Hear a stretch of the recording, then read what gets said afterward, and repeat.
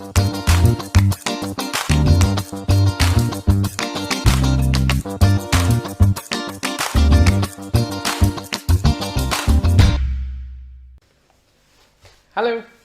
bersama saya lagi Rio Hasan di sini dan sahabat baik saya Hangi. Selamat malam, salam sejahtera, Om Swastiastu, Namo Buddhaya, Mimi Kuti, Pipi Kuti Bam. Ya, saya ngomong begitu sebetulnya hasil keputusan otak saya. Ya, ini otak kita ini, kita buka ya, ini otaknya Hangi. Otak kita itu sehari itu mengambil ribuan keputusan diambil oleh otak kita itu. Apa saja? Semua tindakan kita, semua kegiatan kita, ya, itu semua adalah hasil keputusan otak. Gitu, ya. Misalnya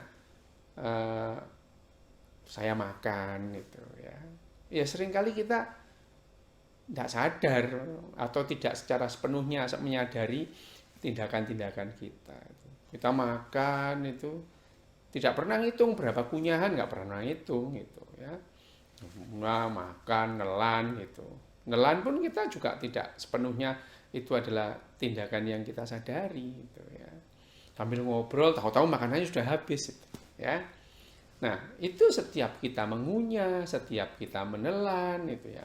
Mengambil makanan, memasukkan makanan ke dalam mulut oleh tangan, itu digerakkan oleh otak. Otak mengambil keputusan setiap saat dan terus kemudian menggerakkan otot-otot tangan supaya masuk. Itu adalah keputusan otak. Jadi satu hari itu otak itu mengambil keputusan itu jutaan kali, ya. Jutaan kali, bukan hanya ribuan kali dalam satu hari.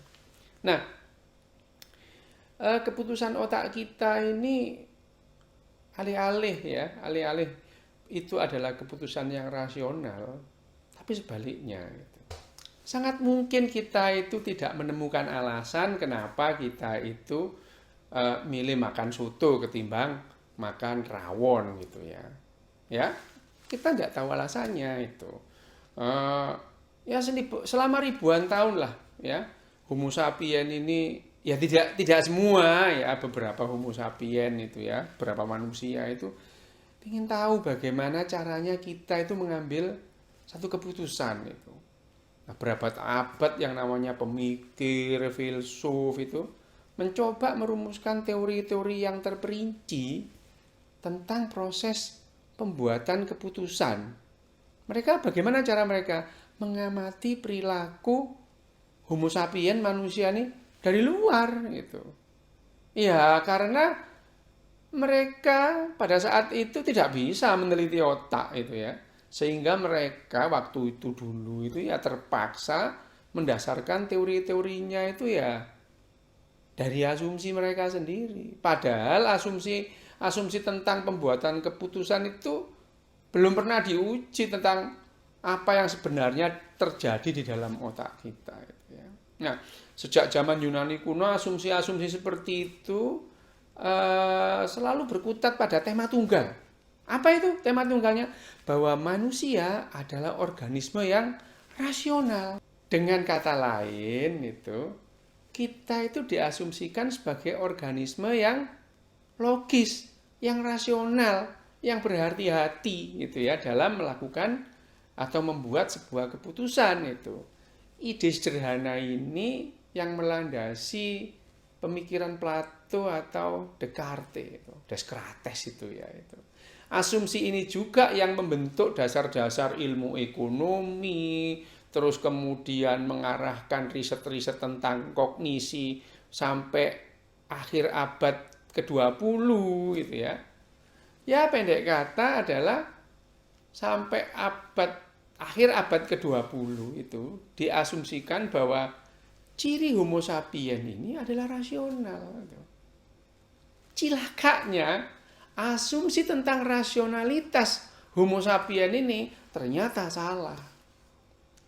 Kenapa demikian? Ambil contoh ya, misalkan ada seorang pilot yang menemui masalah pada saat dia menerbangkan pesawat. Ya. Keputusan-keputusan yang diambil dalam hitungan nanodetik ya, detik lah ya, itu ya. Apakah itu didasarkan keputusan-keputusan rasional? Tidak, ya. Pilot tidak akan sempat memikirkan hukum aerodinamika, ya. Keputusan diambil bukan berdasarkan rasionalitas itu. Justru dari emosi itu. Kok bisa emosi itu? Gimana ceritanya? Begini loh ya, sebentar ya, saya jelaskan. Akhirnya kita tahu ya, sekarang ini setelah mempelajari neuroscience yang berkembang ya di akhir-akhir tahun 90-an itu. Akhirnya kita tahu bahwa ternyata seleksi alam ini tidak merancang kita Homo sapiens ini untuk menjadi organisme yang rasional. Sebaliknya, otak kita ini tersusun atas jaringan rumit antar bagian yang jauh lebih banyak melahirkan keputusan-keputusan emosi, bukan keputusan rasional. Begini loh ya ceritanya ya. Bahwa emosi itu bukan sesuatu yang jelek, kan biasanya orang itu emosi, wah emosi kamu, bukan itu ya. Emosi itu adalah bagaimana otak itu mengenali pola dan kemudian otak itu merespon pola itu dengan cepat. Itu adalah emosi itu ya. Misalnya kita itu ada orang nih ya, itu lihat anjing atau lihat harimau terus dia lari gitu. Dia itu tidak menimbang-nimbang secara rasional, enaknya kita takut apa enggak ya sama harimau, atau takut enggak sama anjing ya. Kalau takut aja lari dia itu. Itu adalah bagaimana otak mengenali pola dan merespon pola itu dengan cepat itu ya. Kenapa bisa lari? Atas latihan itu ya. Latihan lari. Lari itu latihan. Tidak bisa orang itu tidak bisa jalan kemudian dalam beberapa saat lari itu tidak bisa. Ini adalah keputusan emosi itu ya. Nah, sama dengan pilot tadi. Pilot tadi pada saat genting itu ya, yang digunakan adalah hasil latihannya berpuluh-puluh tahun itu ya. Terus kemudian berjam-jam terbang. Pada saat dia latihan menghadapi hal-hal yang genting, pada saat genting itu yang diperlukan adalah keputusan yang dalam hitungan detik bahkan kurang itu menghasilkan keputusan yang bagus.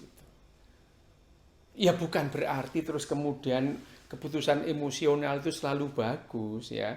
Bahkan seringkali keputusan emosional itu membajak rasionalitas itu ya. Bahwa rasionalitas itu menimbang yang mana yang betul, mana yang salah. Iya, tapi keputusan-keputusan emosi di otak kita itu mendrive sebagian besar tindakan kita gitu ya. Ya tadi contohnya pilot itu pada saat genting dia itu melakukan itu berdasarkan pengalamannya dia, nyetek apa yang perlu dicetek gitu ya, menggerakkan apa yang perlu digerakkan atas dasar apa? Atas dasar pengalamannya di kokpit selama puluhan tahun, selama ribuan jam gitu ya. Nah, itu sama dengan misalkan pemain bola. Pemain bola itu kan tidak pernah tidak latihan bola itu bukan lantas gini loh kakimu kalau nendang, tidak itu. Ya, Wayne Rooney itu misalkan di MU itu ya, meskipun kalahan, dulu menangan, sekarang kalahan itu ya. Wayne Rooney dan kawan-kawannya itu, Martial itu, dan kawan-kawannya itu 8 jam sehari itu di lapangan bola. Dalam rangka dia itu merekam sebanyak mungkin gerakan dan kondisi yang ada di lapangan. Ya, sehingga pada saat pertandingan, misalkan Wayne Rooney itu, dia melihat bayangannya aja. Oh ini yang lari itu Martial ini gitu ya. Itu di otaknya tercatat dalam waktu 50 nanodetik itu ya.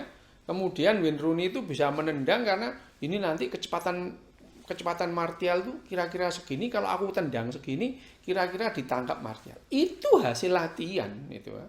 Selama berbulan-bulan, bertahun-tahun latihan bareng, 1 hari 8 jam di lapangan, itu menghasilkan pola yang direkam dalam otak, terus kemudian diambil dalam waktu sangat singkat untuk mengambil keputusan. Itu yang namanya keputusan emosi gitu ya. Sama anak kecil latihan berjalan itu ya, latihan berjalan itu mulai dari berdiri, terantanan, terus kemudian timik-timik, terus kemudian jalan lari, itu adalah hasil latihan berhari-hari, berbulan-bulan itu, ya. Dan sekali bisa dia nggak akan lupa itu. Jadi otak emosi kita itu mengambil keputusan dalam sehari itu banyak itu ya. Kita jalan, kita makan itu ya. Kita naik sepeda itu. Itu kan karena latihan itu ya. Apakah lantas kita tidak perlu keputusan rasional? Yo ya perlu. Justru keputusan rasional itu yang bisa memprediksi kita itu, rasionalitas kita itu menimbang-nimbang secara rinci untuk kepentingan jangka panjang gitu ya. Memprediksi jangka panjang itu adalah rasional itu. Tapi yang langsung diperlukan instan dan keputusan saat itu untuk menyelamatkan kita itu, nah, itu keputusan emosi. Hanya saja dalam kondisi-kondisi tertentu emosional itu justru membajak rasional kita dan menghasilkan sesuatu yang tidak optimal, bahkan kontraproduktif itu ya. Nah, kita kembali ke yang namanya otak emosi tadi. Nah, otak emosi itu dalam sehari itu kita lebih banyak menggunakan emosi kita ketimbang otak rasionalitas kita. Misalnya ini ya, ambil contoh. Saya ini ya mau pulang dari rumah sakit, ini udah jam 1 lebih misalnya, 1 lebih ini saya mau pulang itu ya. Saya mau pulang. Itu adalah keputusan rasional itu ya. Itu keputusan rasional. Tapi mulai dari saya ngambil kunci terus jalan ke pintu itu ya, buka pintu, jalan sambil nyanyi-nyanyi, masuk mencet lift, turun, belok kiri kanan di lorong rumah sakit sampai di basement, buka mobil, nyetir mobil, itu semua hasil latihan. Itu digerakkan oleh otak emosi itu ya, bukan otak rasional. Hampir semua, bahkan seringkali kita tahu-tahu sampai rumah nyetir itu ya, nggak mikir kanan kiri gitu ya, tahu-tahu sampai rumah itu ya. Bahkan kita lupa, wah harusnya tadi mampir ke apotik atau mampir kemana itu ya. Ya memang dalam misalkan nyetir mobil itu sesekali itu terus kemudian rasionalitas kita itu jalan misalkan ada kecelakaan. Oke, saya berhenti gitu ya. Itu keputusan itu. Kenapa? Lah saya dokter, ada kecelakaan harus nolong gitu ya. Atau ada cegatan polisi gitu. Wah, ini berhenti. Kalau enggak urusannya panjang gitu ya. Ini adalah keputusan-keputusan rasional di sela-sela otak itu mengambil keputusan emosi itu ya. Itu adalah keputusan otak kita.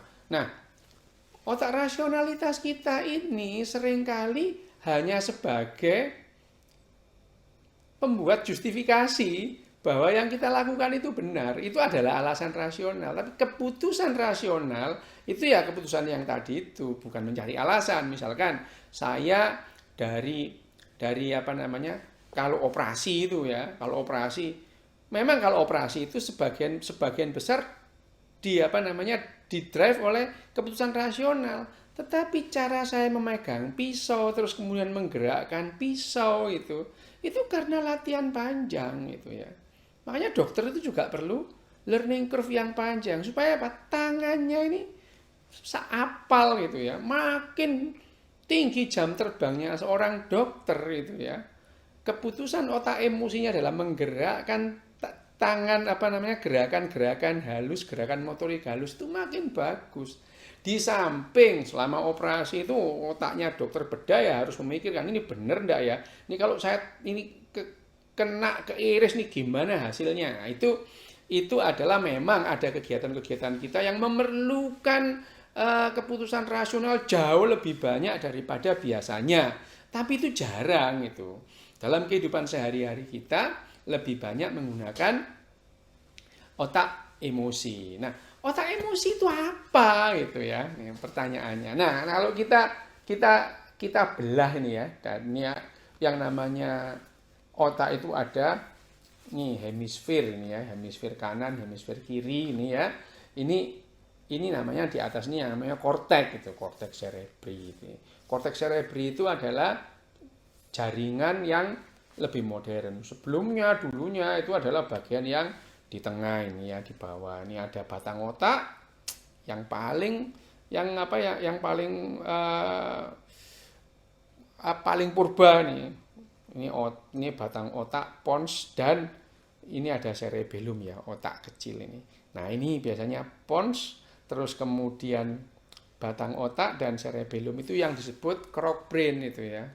Otaknya reptil. Itu kita dulu pernah jadi reptil nenek moyang kita. Nah, terus kemudian makin lama makin berkembang gitu ya. Nah, ada yang namanya otak bagian tengah itu ya. Dan otak emosi kita itu sebetulnya ada pada limbic system itu ya, limbic system. Limbic system itu otak emosi.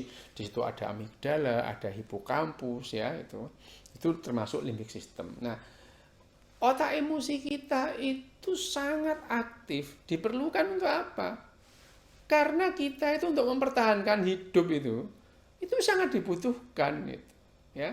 Otak emosi kita ini. Sama dengan misalkan celeng, tahu celeng ya, babi hutan itu ya, babi hutan itu makan gitu, begitu melihat bayangan singa atau harimau, lari langsung dia itu, digerakkan oleh limbic sistemnya dia itu ya. Lari dia itu, mengambil keputusan dalam waktu 50 nanodetik, dia lari supaya selamat itu ya. Memang tugasnya otak itu adalah membuat individu itu hidup selama yang dimungkinkan. Ya, itu tugasnya otak itu ya. Tugasnya otak. Nggak penting rasional atau tidak, yang penting selamat. Itu tugasnya otak, udah betul itu, sudah seperti itu. Nah, ya itu tadi adalah otak emosi. Ada amigdala di situ, ada nukleus accumbens yang situ yang pusatnya alert itu ya, kecemasan itu.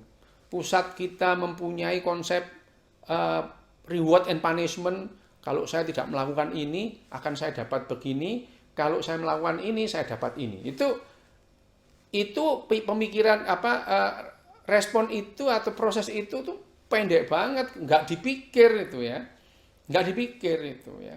Nah, itu tadi yang namanya otak emosi tadi itu ada amigdala, ada hipokampus, di amigdalanya itu ada nukleus accumbens. Itu adalah pusat alert kita, pusat waspada kita itu ya. Dan itu yang menentukan kita harus melawan apa kita harus lari itu. Kalau yang namanya ada predator kita lari. Tapi kalau mangsa kita, iya kita makan gitu ya. Atau kita melawan atau lari, itu adalah keputusan yang harus diambil dalam waktu singkat itu. Kalau enggak, wah ya gampang mati kita ya itu. Oke itu ya.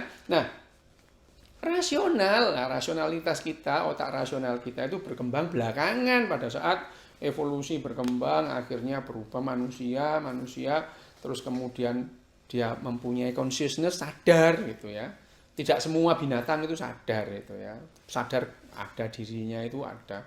Manusia itu satu di antara beberapa binatang yang merasa dirinya sadar dia itu. Nah, otak rasional itu melibatkan yang paling banyak itu di daerah frontal itu ya, korteks frontal. Di situ ada yang namanya orbitofrontal cortex, ada prefrontal cortex gitu ya. Tujuannya itu adalah untuk menimbang-nimbang mana yang baik, mana yang buruk, mana yang benar, mana yang salah gitu ya. Itu yang namanya otak rasional. Nah, otak kita yang melakukan jutaan keputusan sehari itu lebih banyak memberikan keputusan-keputusan emosi ketimbang keputusan rasional. Kenapa? Ya karena sepanjang sejarah evolusi kita itu emosi itu lebih diperlukan. Baru belakangan kita itu mengenal yang namanya ilmu pengetahuan itu ya. Baru kita itu, otak kita itu mengenal yang namanya otak rasionalitas itu dikedepankan gitu ya. Ini belakangan.